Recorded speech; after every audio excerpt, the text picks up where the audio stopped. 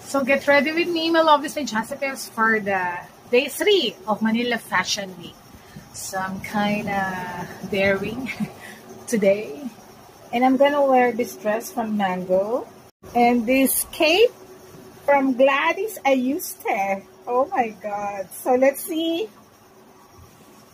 if it fits me. Okay?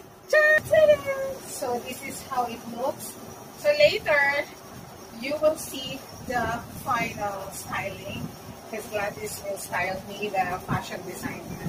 Yes. So I put an inner tube dress and a bra inside, because it's too bulky. If I would just wear, underwear. And for the shoes, this Mango with crystal. For the bag, my Prada mesh. Yeah, with glitters. So that's why I want to wear this, because of its glitters. Yes. So this is my look. My love is in chocolate. Oh. Something like that. Alright. So, but later, later Gladys will fix it. Of course, my Louis Vuitton by Yaya Kusama. Okay, so let's go now to the day 3 of Manila Fashion.